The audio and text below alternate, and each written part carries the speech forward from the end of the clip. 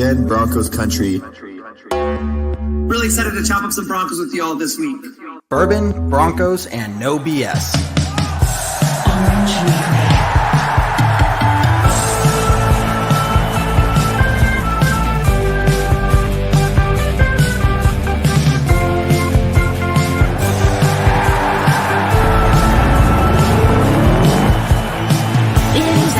Favorite time of the week, but not for the Raiders, Chargers, or Chiefs. So grab your brews and your fantasy league. We got that blue and orange blood that you bleed. The most loyal fans there ever could be. We are that mile high Broncos country.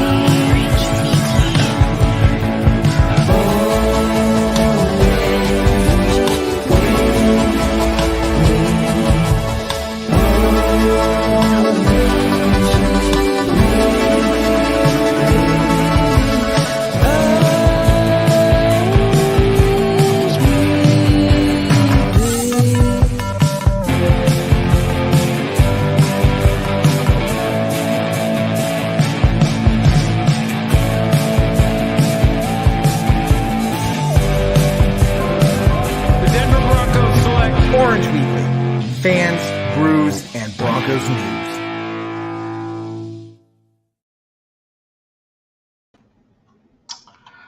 What is up, everyone? Hello, Broncos country, and welcome to Orange Weekly After Dark. I am joined tonight by none other than Kevin. I've got Face for Radio, Dan Dino, and I, of course, am the better-looking brother, Jason Dan Dino. Welcome to our show tonight. Lots to talk about. I'm sure there'll be plenty of overreaction comments to discuss on top of everything else. But go ahead and start dropping your comments, questions, topics that you want to talk about as we start rolling into this. And we will try our best to get to every comment that comes through. If we miss one, we do apologize. It does happen. I've been yelled at before, but we'll do our best, I promise. All right. So got the dub. Wasn't pretty, but they don't ask how, they ask how many. Kevin, how are we feeling? Not just after the win here, but a couple of weeks that have been a bit rough. Does it change your perception on the year, on the outlook of the Broncos team? Where's your head at right now? So, talking about this on the post-game podcast as well, it was weird that I got back to my car after the game last night, and I was like, yeah, we won. Okay. Well, I don't feel energized. I don't feel like ecstatic, and like I'm glad. Don't get me wrong, I'm happy, but it was just a very blah feeling for a win. And listening to the radio, a lot of people felt the same way, and you just hear the tone of the voices of the talk on the radio and stuff from callers. You know, for it being a win, it was so negative. It sounded like it had been a loss, right? So look. A lot of people are panicking. People talking about, oh, this coaching staff already sucks, blah, blah, blah. Guys, it's week 2. I get it. This is not where the expectation is. This is not where they should be at. Agreed. And we can talk about that in preseason and where the injuries are and stuff right now. My expectations for this team haven't changed yet. Let's see where we are in 2-3 weeks. And then we'll have a better idea of what the rest of the season will look like. Yeah, I think that's the caveat that I think a lot of people are missing is the expectations and expectations versus reality. Obviously, expectations heading into this year, sky high, lots of changes. I mean, we're talking top down. I mean, what didn't change this offseason from owner to president, CEO, GM, coaching staff, quarterback? I mean, you name Water it. boy. Well, no. But, and so really what should the expectation be through 2 weeks? I would think, if we're talking realistically, the expectation is about where we are right now. I mean, it takes time to adjust, especially when you have all kinds of different things happening. And so I think that's where some of that letdown feeling kind of comes from, especially, a game yesterday where we were favored by over 10 points heading into the game. It was expected to be a blowout, expected to be 30 plus points, and it didn't come to fruition. But an interesting, let me pull it up real quick. Somebody posted an interesting stat line that I think is what I'm talking about as far as expectations. And so Peyton Manning, his first 2 games with Denver. All right, here's the stat line: 43 for 63, 494 yards, 3 touchdowns, 3 interceptions, 1-1 record. Russell Wilson, 43 for 71 for 559 yards, so more yards, 2 touchdowns, 1 interception, 1-1 record. So pretty dang similar stat lines, right? And it just goes to show that there's a lot, and I'm sure you already showed it, but Daniel, I have a faith in Hackett turns this around. I do too. And listen, no one's trying to deny the mistakes that were pretty obviously the first 2 weeks. There's a lot of growing pains. There's a lot of obvious things that can be improved on. But there's a lot of overreactions. Yeah. And kind of that letdown feeling, which I get, but I think we need to temper expectations and realize that, the first half of the season, it's going to be up and down. There's going to be some bumps along the way. Yeah, exactly. I wanted to quickly call out Clayton once again, one of our big supporters. Blank comments mean that we have been given stars by that person. So Clayton, thank you for donating stars to us on Facebook. Definitely appreciate that. We are getting close to our 5,000 star goal. By no means do any of you feel like you have to, but definitely appreciate the support for it. Sure. Clayton, thanks for tuning in once again, as always, man. Allison, what do you think about the offensive struggles? And Allison, welcome to the show. Glad you're here. Kind of talking about this in terms of expectations, right? It was weird to see offense move the ball more efficiently in game 1 than in game 2. But I think there's just a learning curve there, right? Plus, once other teams start getting tape of what you're actually going to do, which they don't have on you in the preseason, right, it's much easier to figure out going into the game what to expect, So I think there's an element of that, though, as well. Absolutely. You got to realize, too, I mean, we're still without our third wide receiver. Jerry Jeudy went down pretty early. So at that point, it's the Cortland Sutton show. And, I mean, he balled out, thank goodness. Because usually when you're down to your top one wide receiver, it's pretty hard to get anything their direction. But, and so that's got to be part of it, too, right? And there were, I think, three official dropped passes, I think was the stat line. And those, I mean, that would have been another about 50-ish yards to add to it. And so you had a few drops. You're without, your wide receiver 2 and 3. You're still trying to figure out this new system. And it is a complicated system. It is. It's one of the more complicated in the NFL. Right. And that's what Hackett kind of addressed too, saying that he needs to basically simplify it, not give so many checks, and kind of just simplify it a little bit and let Russell Wilson kind of get more in charge. Don't give him so many checks. Let him make those checks at the line, which is, I mean, what we're paying him a few dollars for. A few. Hey, Daniel, before we get to your question, I do want to get to this one. Again, a little priority for those who donated stars. Our defense is pretty solid on our running game is definitely there. So again, it's kind of in line with what we're talking about. Yeah. So the defense is looking good. I like where they're at. They're not coming out super strong. If strong at all, they're coming out of the locker room. But as the game progresses, they do look better. They are making those halftime adjustments that we haven't seen the Broncos make in at least 6 years between the 2 head coaches we had there. But now we see a team where we have a head coach that is willing to adjust and make changes, and smart changes at least, when it comes to halftime stuff. And, the coordinators that are helping make those decisions as well. Obviously that part's working, right? So that's a good positive to see that only 2 games in, they are at the point where they're already making adjustments, and it's working out. For sure. And not to take anything away from them by any means, but I don't think they've been challenged that much yet. No, and so they it's haven't. great to say that. And I say that because I think this next week is going to be the first true challenge, right? Yeah. I mean, Seattle and the Texans aren't exactly known for their high caliber offense. And so, and don't get me wrong, they did what good defenses do. They shut down teams that aren't good. And so to their credit, they've done everything they can so far. But there's going to be an interesting matchup against the 49ers with Trey Lance going down for the season. Now you're inserting Garoppolo, who's been to a Super Bowl. He's been to conference championships, and now he has a massive chip on his shoulder.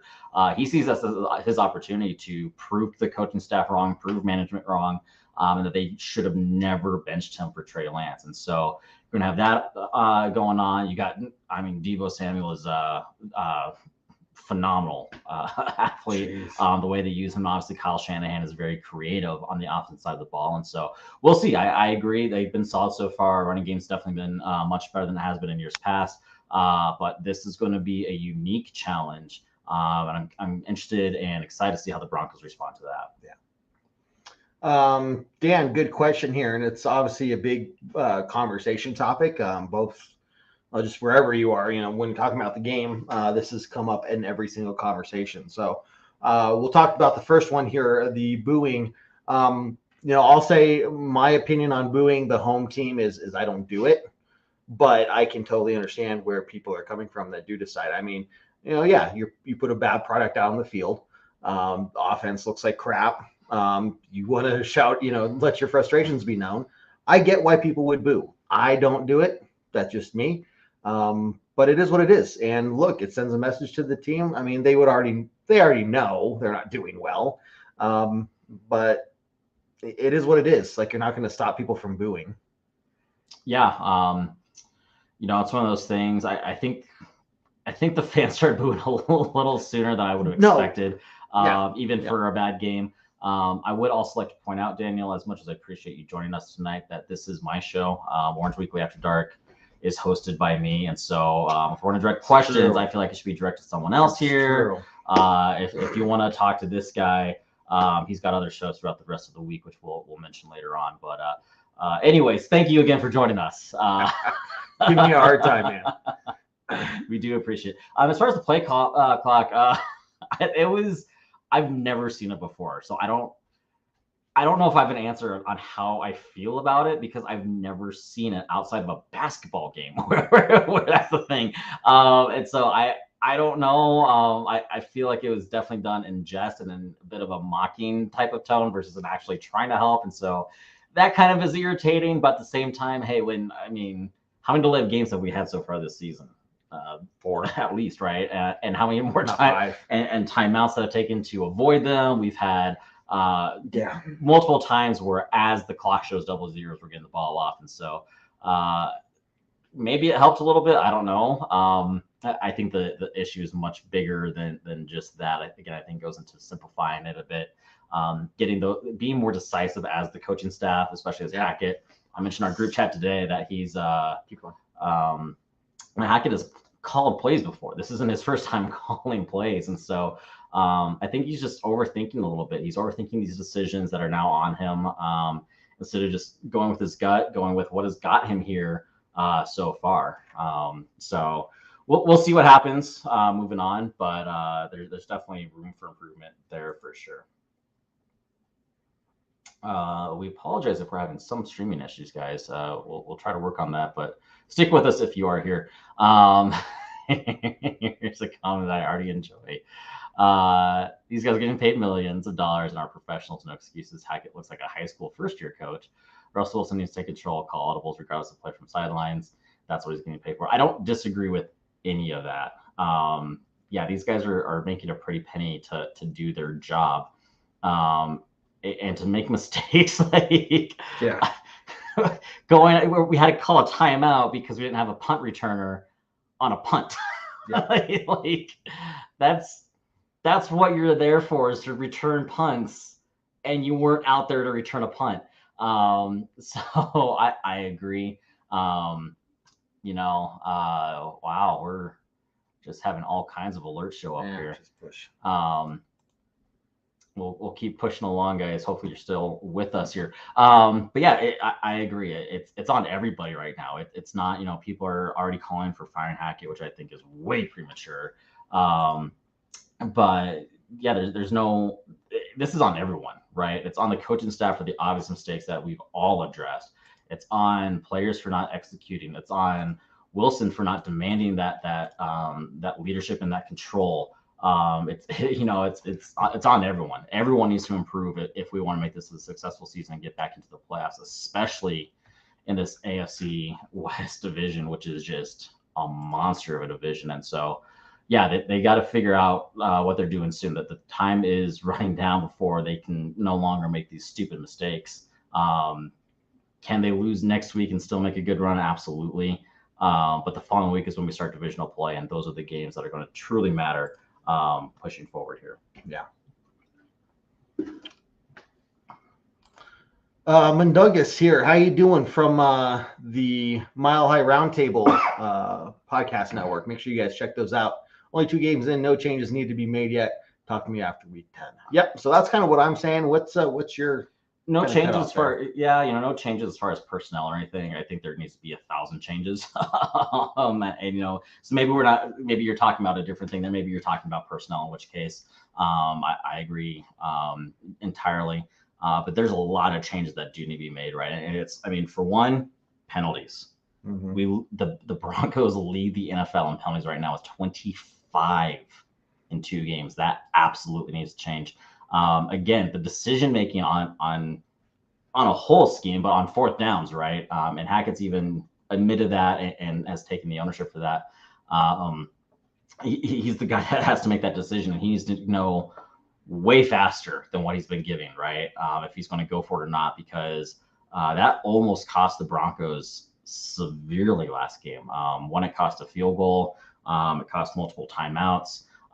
It was a mess, and it's quite frankly embarrassing. Again, I think it goes back to he's just overthinking a lot of things right now. But at the same time, yeah, that decision making needs to change. Again, Russell Wilson, I think he's still adjusting and adapting, but I think he needs to push that leadership role a little bit more and try to take more command than what he's been doing. And again, I get there's that adjustment period. You don't want to kind of overstep any bounds, with a new coaching staff, new city, and all of that stuff. But at the same time, we just gave him a massive extension, right? So he needs to understand that we have the confidence in them. The coaching staff and management has that confidence. He needs to take that confidence from them and execute on what we know he can do, right? He's a future Hall of Famer already, I believe, and he needs to start showing that. So that next degree, I don't think he's been bad by any means, but I think he's got more levels that he can step it up to. Yeah. Some of it does come with confidence, and that takes a lot of reps, right? There is, I think, also maybe a level of, in order for him to be able to do that, he has to trust that everybody around him knows the calls and is able to react quickly to the call. Sure. So I totally agree. We need to see some more of that leadership and have him step up. But I think I'm wondering how much of that is still a trust issue, Yeah, and it could be. I think part of it goes back to the earlier comment that, hey, these guys are making millions of dollars, right? They should know, and if they don't, then that's between them and the coaching staff. I think as the quarterback, you have to trust that your guys are going to do the right thing, and if not, that's the issue that you address after that play or with that receiver and the coach afterwards or whatever. But you can't, especially as the quarterback, you can't go up timid, second guessing yourself, second guessing the play call, second guessing your teammates. That's when things start to break down.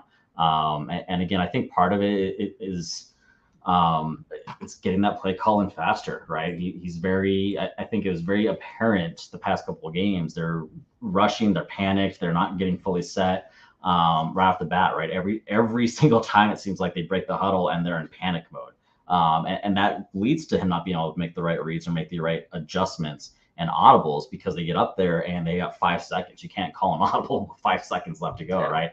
And so there's a lot of things, guys. And there's, again, some expectations on how this was going to go the first few weeks, right? I expect this to be, I talked to, the pregame show yesterday with Jared. I think this is going to be an issue for at least half the season. You just hope it doesn't cost you many games. Obviously didn't cost us yesterday. We got the win.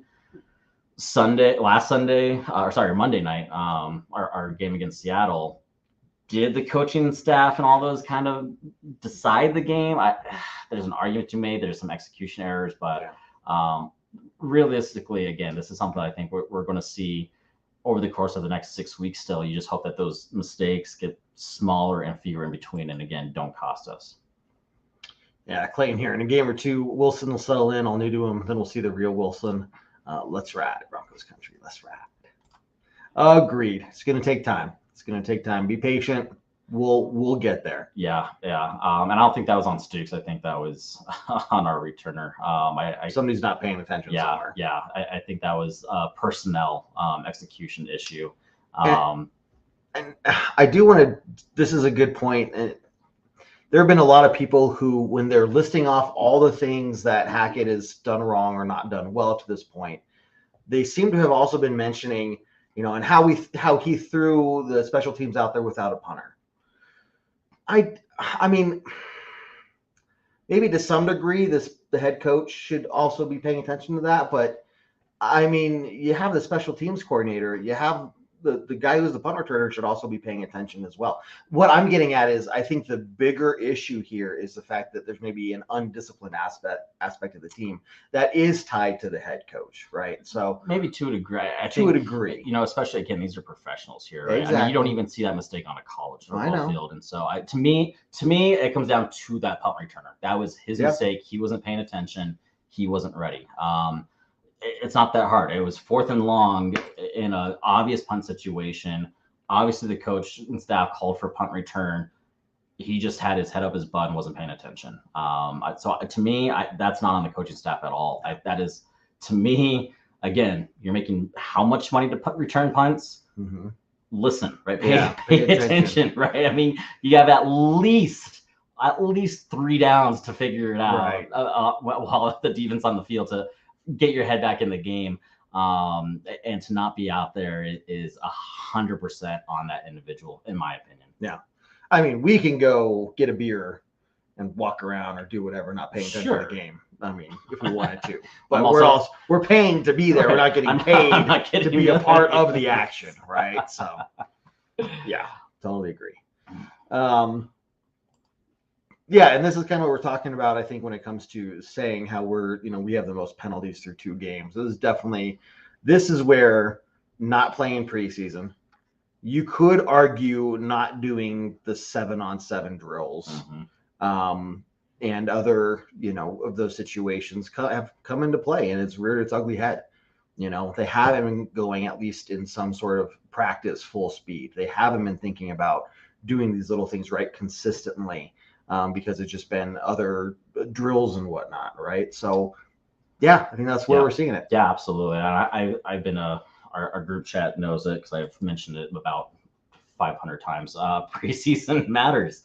It is important. Yeah, you want to limit the reps to limit the chances that they don't get injured, but you can't expect these guys to go from 0 to 100 overnight. It doesn't work that way at the elite level, right? We're not talking about going to some pickup game, with some old high school buddies, then you're all out of shape. I mean, these are elite caliber athletes, and they're all going top speed. And so if you haven't seen that top speed since last December, maybe January, whatever the last game was, you're gonna have a hard time adjusting to that game of speed right away. And so, not to mention, I think a lot of the injuries we've seen, soft tissue injuries, muscular injuries we've seen, have been largely a lack of the preseason and getting the bodies prepared for this level too. Obviously, doesn't count for the contact-based injuries, right? The dislocated elbow, the Judy injury we saw yesterday. I mean, those just happen. Yeah.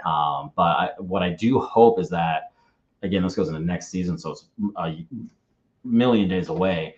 But hopefully the coaching staff recognizes this along with their other mistakes, and they make the proper adjustments, and they get these guys into some preseason reps next year. Yeah.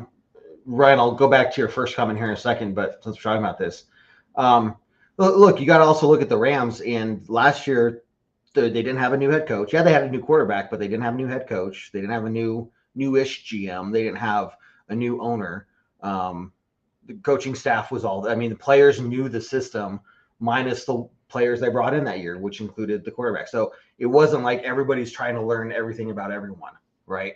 So I think that's where there's the difference. Also, there's some luck to that, like, can you get through that period of time where those soft tissue injuries pop up without many injuries? And sometimes you just get that injury bug, and if you're doing what we're doing, it just, it was a bad luck, So there's a level to that as well. But I think, there's a middle ground here, I think what Hackett's trying to do, I like the idea of it, but he went to the extreme. Right, and I think that's the difference. And I think, to that point too, that they treated their training camp a bit differently. They had, Hackett did a lot of walkthroughs this season too, right? Mm-hmm. And again, no 7-on-7s. That that quick adjustment period That's what 7-7 is good for. You can't hold, you can't grab, even though it's very high speed. You don't have help covering, so it's basically a one-on-one, and it's man to man, and whoever wins that battle is going to win that day. And so you have to be going basically game speed in those 7-on-7s. And so even though they might not have played those preseason reps, they still, I would say, got those game speed reps throughout the course of training camp that I think that the Broncos very, very, very heavily limited this training camp and preseason period. Yeah. Is Josie Jewell a go for Sunday? It's too soon to know for sure. I'm hopeful. He was basically questionable right up until the end of the week last week. So hopefully I think that he would be a great addition, especially against this 49ers team that has that dynamic attack.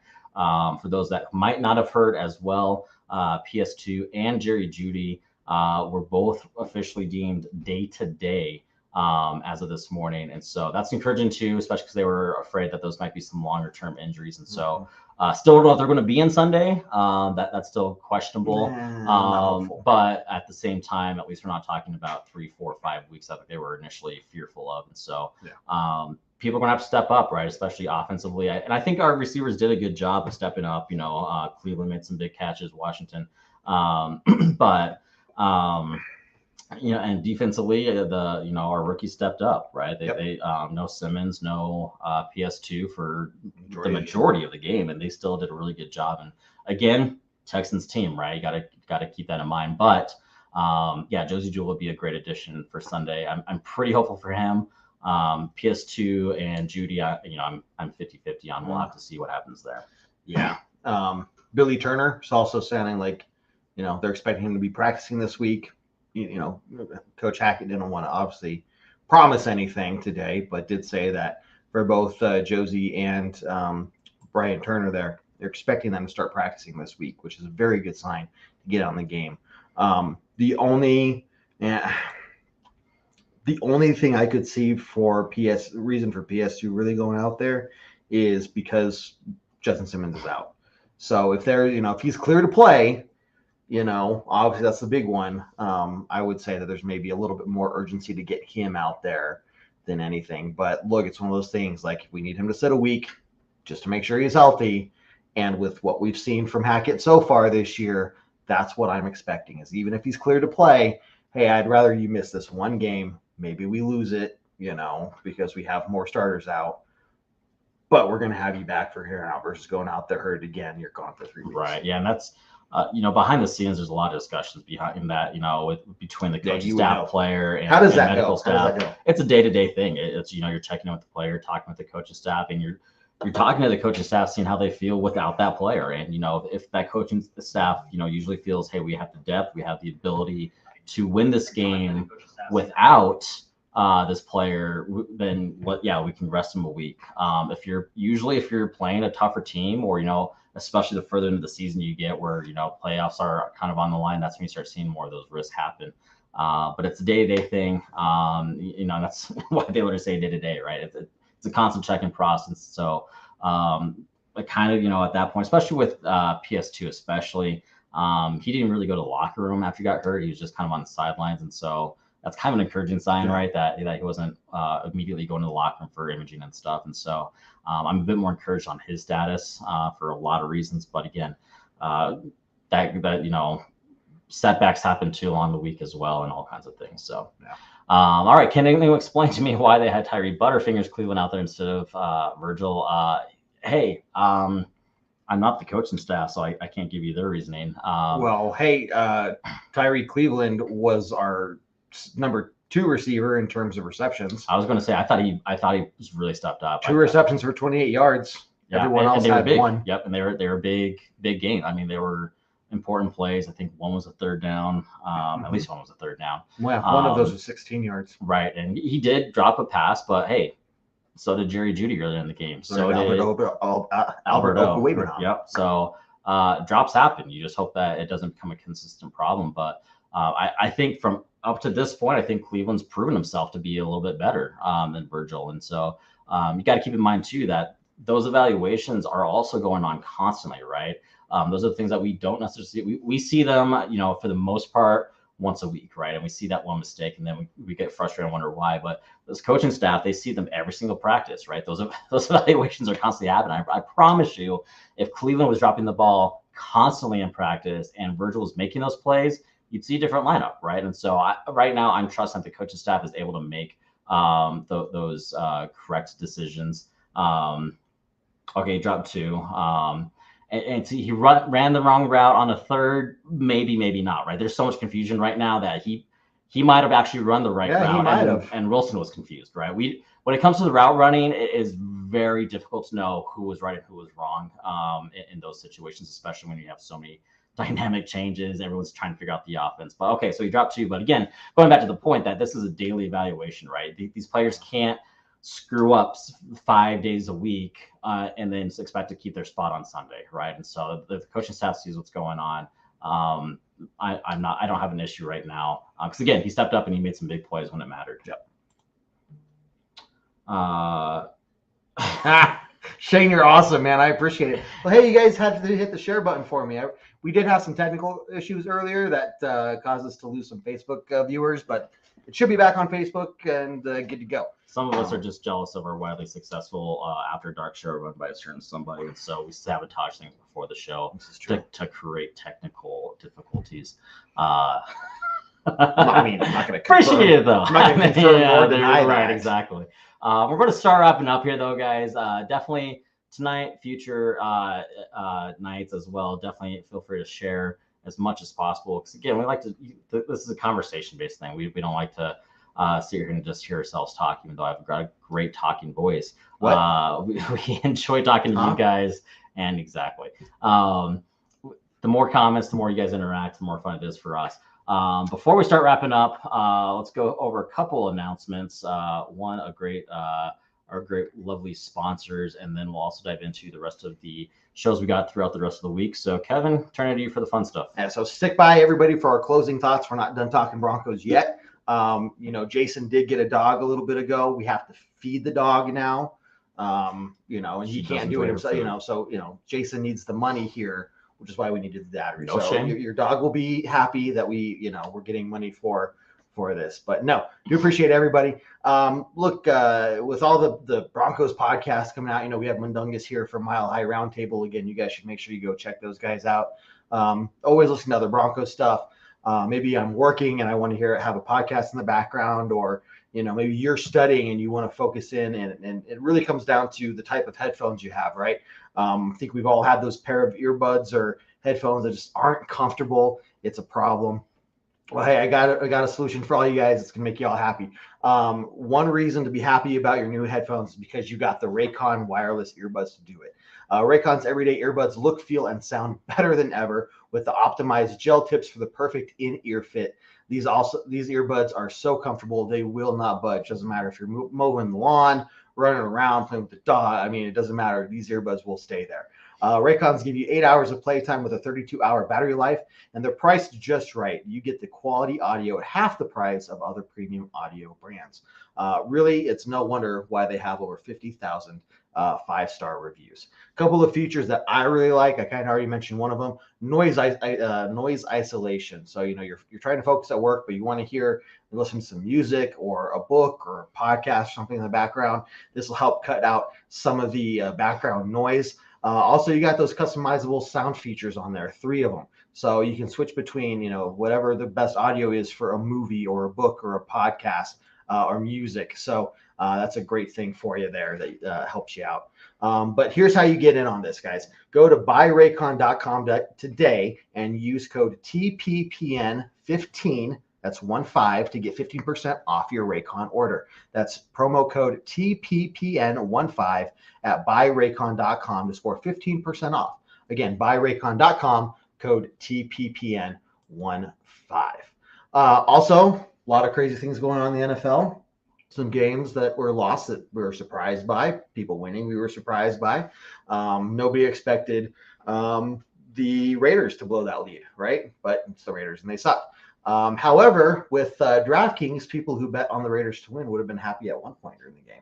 and I'll tell you why. Obviously, lots of things going on. DraftKings is an official sports betting partner of the NFL, and this week new customers can bet just $5 on any football game to get $200 in free bets instantly. If you want more action, everybody can experience the thrill of DraftKings early win promotion. It's simple. On Sunday, bet on any NFL team to win. If your team leads by 10 at any point during the game, you get paid instantly, even if your team loses. Here's how you get on this. Download the DraftKings Sportsbook app now and use promo code TPPN to get $200 in free bets instantly when you place a $5 bet on any football game. Again, that's promo code TPPN only at DraftKings Sportsbook, an official sports betting partner of the NFL. Minimum age and eligibility restrictions apply. See the show notes for details. Great stuff. Victor, what's up, man? Great stuff. And now your dog will not be hungry. Even better. Neither will you. So we're going to start wrapping up, guys. So throw your final thoughts on there. Thoughts about next week's game. I've alluded to a little bit. It's going to be a great challenge. I think it's going to be the first true challenge. And I say that even knowing that we have lost one game. But I think it's going to be a great challenge for our defense, especially, right? Again, lots of stuff happening on the 49ers side. They've got Kyle Shanahan, who is very creative on the opposite side of the ball. They got Jimmy Garoppolo stepping in place for Trey Lance. And how many backup quarterbacks have been to a Super Bowl before, played in the Super Bowl in multiple conference championships? So this is not your typical backup quarterback. This is a quarterback who has been there, has done that, and now has a chip on his shoulder to prove everyone wrong. Right. Well, yeah, no one is.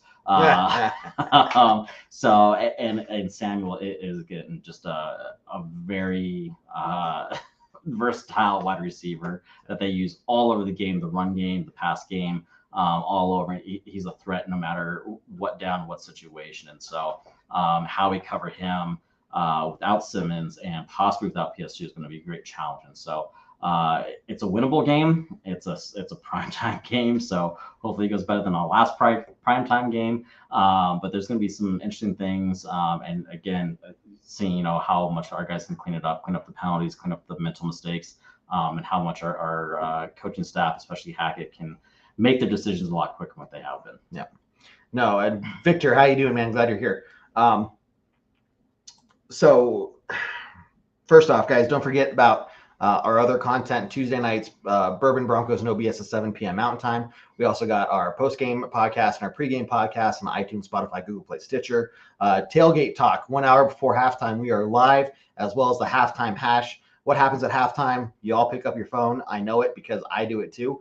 And we don't listen to the TV announcers. So just head on over to Facebook, Twitter, or YouTube. We'll be live for the halftime show. And then this show, Orange Weekly After Dark, Mondays between 8 and 9, usually after Monday Night Football. So we'll be here for that. Closing thoughts for me and some thoughts about this next game. The first two games were, hey, we're the Broncos. Everybody's saying we're good, and we're playing teams that everybody says we should be beating. This one's different. This is the first time this season. I know it's only week 3, but it's the first time this season where we're not a 10-point favorite. We're not like, oh, these guys are going to win. We are a 2.5-point favorite, which surprised me as of this morning. We'll see how that goes. But, this is a team where everyone knows they need to step up. Like, they're not playing a team that's probably going to be the bottom of the barrel. This is a team that was an NFC championship last year, like, hey, it's time. It's go time. No more sloppiness. They will take advantage of that, and they will kill us on the scoreboard if we're not careful. So, I think as long as they go in with that mindset of cleaning it up, make a couple more of those catches, do even half of the penalties. Like, you don't need to clean up all of them. Just half of the penalties you've been having. 6 in a game would be amazing compared to what we've had the last 2 weeks. And think about what that would do for both the offense and the defense, right? Victor, strong point. Run the damn ball. It's working. The stats show that it's working. It keeps our defense off the field, keeps them rested. When you're within the 5-yard line, power formation, run the ball up the middle, okay? None of this shotgun crap. It ain't working, okay? We're going to start getting to the point of, okay, is Hackett not just, not know what he's doing, but is he crazy? Like, legitimately, is he insane? Because that is the definition of it when you keep trying the same thing and it's not working. So I don't want to go there. Okay, let's see it change this week. But yeah, I'm excited. I think there's, any given Sunday, I think the Broncos are there. They have the potential. Let's make it happen. Yeah, but I think we'll see them simplify it for sure. Again, I think a lot goes to just a lot of overthinking, especially on Hackett's part. I think one of the worst calls that I saw was handing the ball off to Beck and letting him run the option instead of giving it to one of our backs and letting them actually run the option. Yes, Dave Jackson did have a scary incident. I'm encouraged by a lot of things I'm already reading.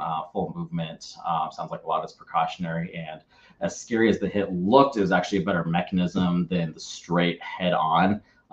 When you have that straight top of the head load, that's when it gets a lot scarier.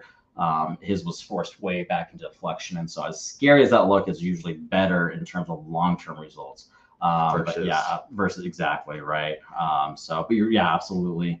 Hopefully, things go as well as expected for him. But as we close up Orange Weekly After Dark here, we do tend to end the show, and you can post yours as you want as well. But we've got, because we won this year's first round of Mile High salutes. And so go ahead and start posting who you think should be deserving of the Mile High salute. But first, I'm going to throw it to Kevin for his, and we'll go from there. I think there's, for a lot of people, there's an obvious one. But the name I'm going to pick, I think you're going to hear more and more of his name in a good, even better way. And it's just going to make people, again, look at George Payton and say, wow, that was a good pickup. And that's Randy Gregory. Gets my Mile High salute. I mean, you look at what he's done in the first 2 weeks. He didn't get even a lot of training camp reps because of the injury, right? He is really, really ramping up into things for the first time this year. And you're already seeing the impact he's having on the backfield. And it's helping out Chubb as well. It's hey, who do we double team? Who do we worry about? And you go back to the Super Bowl 50 days, with DeMarcus Ware and Von Miller. You have a good duo there. As long as they keep building up, it's going to be great. So right now, Randy Gregory is doing great. He's going to only get better from what I can tell. And so, again, Mile High salute, Mr. Randy Gregory. Absolutely. He's definitely been living up to expectations so far. I got to go with the more obvious one, and my Mile High salute goes to none other than Cortland Sutton. There it is. He stepped up in a huge way, not just in the fact that he was a true wide receiver one yesterday, but when Jerry Jeudy went down, that put just that much more pressure on him to get the job done, and get the job done. He did. Absolute clutch, great performance, found a way to make it happen, even though that they were covering him tight, and he made it happen. He made it work. And so without a doubt, he is deserving, in my opinion. All right, guys, we're going to start closing things out here. Appreciate you joining us tonight. Again, Orange Weekly After Dark usually will start after the conclusion of the Monday Night Football game, because there were two on tonight. We decided to split them up a little bit. But again, usually right after that Monday Night Football game, be sure to join us for the immediate aftermath of the Broncos game, with 24 hours to calm down the overreaction period, and give you the great analysis that we try to provide. Anything else? No, man. I think it's time. All right. Well, if nothing else, then, guys, tune to the rest of our content for the rest of the week. Otherwise, as always, go Broncos. Go Broncos. Take care, guys. Do what I like, yeah, do what I like, yeah, do what I like. Sipping goes, sip is right, and I go with the